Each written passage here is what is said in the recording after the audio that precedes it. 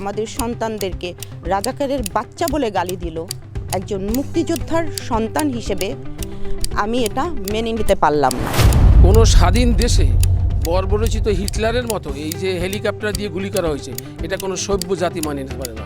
যারা নতুন দল আসছে তাদের সহনশীল হওয়ার দরকার, তাদের কথাবার্তা হিসাব করে বলার দরকার, মনে করা উচিত যে কার সাথে কিভাবে কথা বলতে হয়। জুলাই আগস্ট গণঅভ্যুত্থানের দ্বিতীয় বছর পূর্তি উপলক্ষে সার্চবিডির বিশেষ আয়োজন 24-এর গণঅভ্যুত্থানের গল্পে আজ আমরা উপস্থিত হয়েছি ঝালকাঠির সুগন্ধা নদীর পাড়ে। আমার ডান পাশে আছে নজরুল ইসলাম তালুকদার, ঝালকাঠি জেলা দুর্নীতি দমন কমিশনের সভাপতি। আমার বামে আছেন শামীম তালুকদার, ঝালকাঠি জেলা যুবদলের সভাপতি। তারপরে আছেন সাকিনা আলম লিজা, ঝালকাঠি জেলা মহিলা দলের সাধারণ সম্পাদক। জুলাই আগস্ট গণঅভ্যুত্থান একটি রক্তক্ষয়ী সংগ্রামের মধ্যে দিয়ে হয়েছে আসলে। তো এই সংগ্রামের মধ্যে থেকে আপনাদের কি ভূমিকা ছিল জেলা যুবদল বা জেলা বিএনপি এবং আপনি ব্যক্তি শামীম তালুকদার, আপনাদের কি ধরনের ভূমিকা ছিল?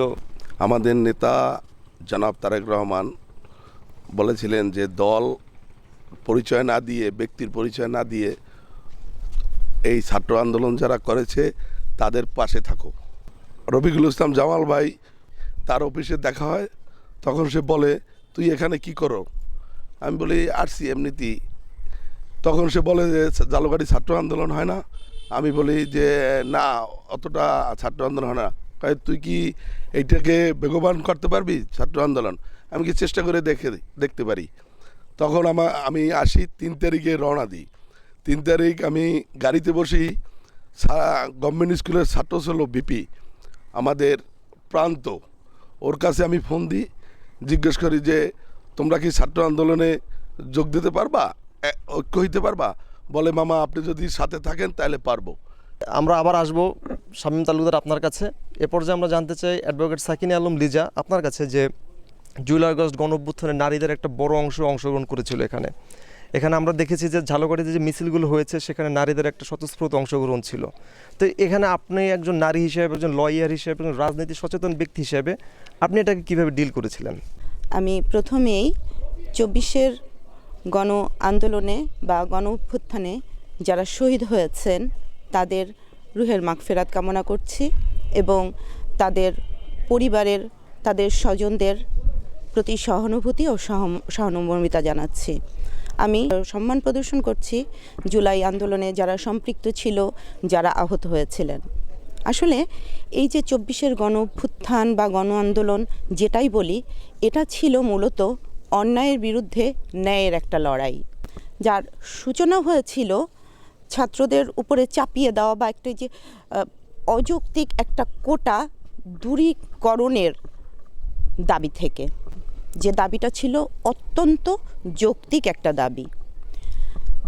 আমাদের ছাত্ররা যখন এই যৌক্তিক দাবির উত্থাপন করলো, এই যৌক্তিক দাবি নিয়ে মাঠে নামলো, তাদেরকে বিভিন্নভাবে হেয় প্রতিপন্ন করা হলো, তাদেরকে অপমান করা হলো, অপমানজনক কথা বলা হলো। শুধু তাই না, তাদের উপরে আক্রমণ করা হলো, তাদের বুকে গুলি চালানো হলো। স্বাভাবিকভাবেই একজন সচেতন মানুষ হিসেবে, একজন মা হিসেবে, একজন রাজনৈতিক কর্মী হিসেবে আমরা চুপ করে থাকতে পারলাম না। তৎকালীন ফ্যাসিস্ট প্রধানমন্ত্রী যখন আমাদেরকে, আমাদের সন্তানদেরকে রাজাকারের বাচ্চা বলে গালি দিল একজন মুক্তিযোদ্ধার সন্তান হিসেবে আমি এটা মেনে নিতে পারলাম না। আমি খুব কঠিন ভাষায় প্রতিবাদ করেছিলাম। আমি সামাজিক যোগাযোগ মাধ্যমে বিভিন্ন রকমের লেখা দিলাম, পোস্ট করলাম, যে লেখার পরিপ্রেক্ষিতে আমি হুমকির মুখোমুখি হলাম। আমাকে ফোন করে এই যে ফ্যাসিস্টের দালালেরা বিভিন্নভাবে হুমকি দামকি দিতে শুরু করলো। আমাকে বললো রাস্তায় তো নামতে হবে, কোর্টে যেতে হবে। তো আসলে কি, যখন মানুষ জীবন মরণ একটা সংগ্রামে নেমে যায় তখন কিন্তু মানুষের আসলে হিতাহিত জ্ঞান থাকে না। আমরা যারা আন্দোলনকারীর সমর্থনে ছিলাম বা আন্দোলনের সাথে সম্পৃক্ত ছিলাম, আমাদের অবস্থাও তখন তেমন হয়েছিল। আমাদের তখন জীবনের মায়াটা ছিল না।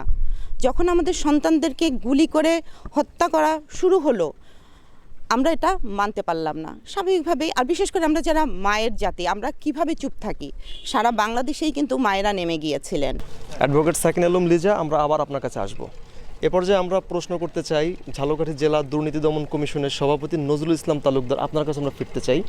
আপনি জানেন যে আমাদের যে অন্য যে দুজন অতিথি আছেন তারা বলেছেন যে জুলাই আগস্টের বিভিন্ন প্রেক্ষাপট নিয়ে তারা বলেছেন। আসলে এখান তো তাদের দুজনের বক্তব্য থেকে আমরা যেটা বুঝতে পারলাম সেটা হচ্ছে যে দীর্ঘদিনের পুঞ্জীভূত ক্ষোভ থেকেই আসলে জুলাই আগস্ট গণ অভ্যুত্থানের সূত্রপাত হয়েছে। তো এখানে আপনি দুর্নীতি দমন কমিশনের একজন সভাপতি হিসেবে আপনি আসলে কি দেখেছিলেন বা আপনার প্রত্যাশা কেমন ছিল? আপনার যে সংগঠন দুর্নীতি দমন কমিশন, আপনাদের কি ভূমিকা ছিল ঝালকাঠিতে? সার্সবিডিকে অসংখ্য ধন্যবাদ আমাকে সুযোগ করে দেওয়ার জন্য। আমি কিছু অর্গানাইজেশনের সঙ্গে জড়িত আছি, তার ভিতরে ট্রান্সপারেন্সি ইন্টারন্যাশনাল টিআইবি, পাশাপাশি দুর্নীতি দমন কমিশন ঝালকাঠি জেলার আমি সভাপতি। তো সে সুবাদে আমাদের যখন মেবি 2 তারিখে আমাদের একটা মিটিং হয়েছিল ট্রান্সপারেন্সি ইন্টারন্যাশনালের আমাদের কার্যালয়ে, ওখান থেকে যখন আমরা বসলাম এবং সেখানে আলোচনার পরিপ্রেক্ষিতে এভাবে কথা উঠে আসলো যে আমরা দুর্নীতির বিরুদ্ধে কথা বলি, কিন্তু এখন যে সময়টি অতিবাহিত হচ্ছে এটি আমাদের জন্য একটি দুর্ভাগ্যজনক ঘটনা। এটা জাতি আশা করে না। কাজী এই অবস্থায় আমাদের কি করণীয় আছে? তো হাউস থেকে আমার এক সহকর্মী, উনি একজন শিক্ষিকা হাই স্কুলের, উনি আমাকে বললেন যে এই মুহূর্তে যদি আমরা টিআইবি কোনো অ্যাটেম্প না নেই তাহলে আমার মনে হয় এই সংগঠনে আমাদের থাকা না থাকা সমান কথা। এই কথাটি আমাকে খুব অনুপ্রাণিত করেছে এবং আমরা তখন ঐক্যবদ্ধভাবে আমরা সিদ্ধান্ত নিলাম যে আমরা আগামীকালকে ফায়ার সার্ভিসের মোড়ে আমরা মানববন্ধন করব এবং শহরের ভিতরে আমরা র্যালি করব। তাৎক্ষণিকভাবে আমাদের নিয়ম এবং নীতিমালার মধ্যে রয়েছে আমরা এটি প্রশাসনকে অবহিত করব। আমরা পুলিশ সুপার মহোদয়কে চিঠির মাধ্যমে অবহিত করি ব্যাপারটি এবং ভারপ্রাপ্ত কর্মকর্তা যিনি থানায় ছিলেন, ভারপ্রাপ্ত কর্মকর্তা উনি জানালেন যে আপনারা প্রোগ্রামটা আজকে যেহেতু ছাত্ররা আন্দোলন করতেছে তো আপনারা এইটি বিকেলে 3টার দিকে করেন, কিন্তু সেন্ট্রালি আমাদের যে ইনস্ট্রাকশন ছিল সকাল 10টায় আমরা মানববন্ধন করব। আমি আমার ছেলেকে বললাম যে আল্লাহর রহমতে তোমরা নেমে যাও, তোমাদের জন্য আল্লাহ তাআলা তোমাদের সহায়ক হিসেবে কাজ করবে। এবং তার পরবর্তীতে মুহূর্তে তো আস্তে আস্তে আমাদের প্রেক্ষাপটগুলো ঘুরে গেছেন। কাজী এর থেকে আমরা যেটা জাতি আশা করছে, আমরা যেমনি স্বাধীনতা যুদ্ধের পরে আমরা চেয়েছিলাম যে আমাদের দেশটা সুন্দরভাবে চলবে, আমরা এখনও বর্তমানে প্রত্যাশী এই যে জুলাই গণ অভ্যুত্থানের পরে এই অভ্যুত্থানটাকে রাষ্ট্রীয়ভাবে স্বীকৃতি দেবে। ছেলেদের, আমাদের সন্তানরাই তো মারা গেছে ওখানে, আমাদের যে সমস্ত মুগ্ধ, তারপরে আবু সাইদ, এরা কার সন্তান?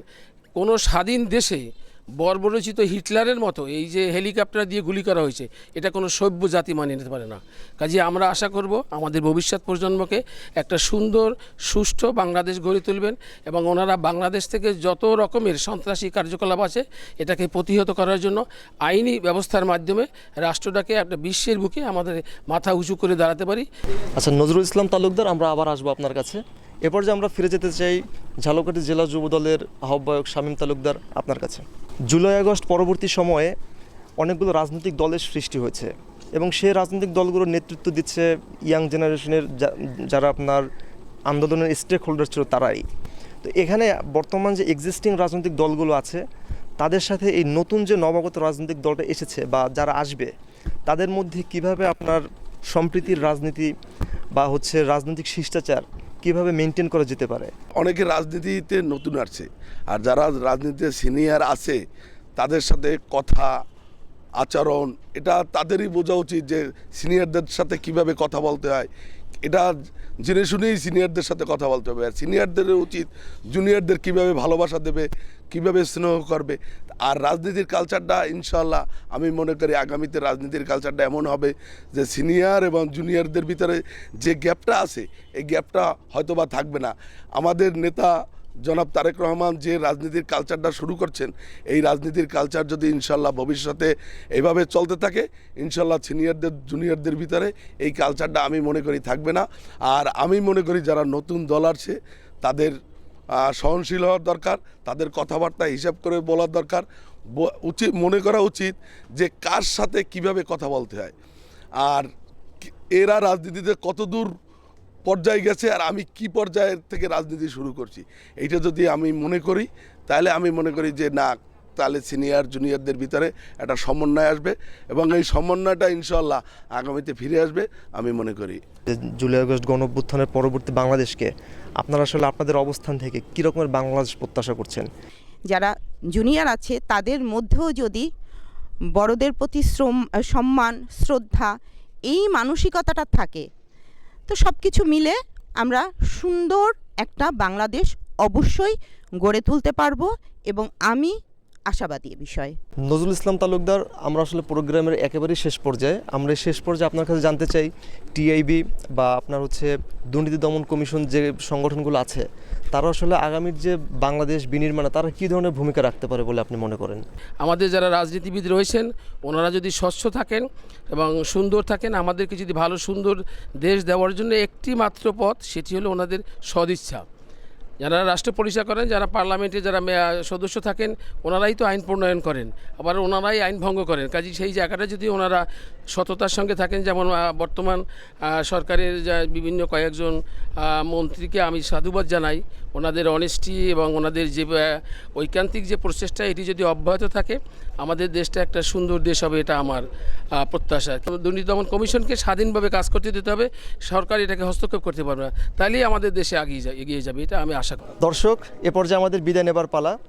পরবর্তীতে অন্য কোনো অতিথিদেরকে নিয়ে আমরা আবার অন্য কোনো প্রোগ্রামে উপস্থিত হব। সে পর্যন্ত ভালো থাকবেন, সার্চবিডির সাথেই থাকবেন।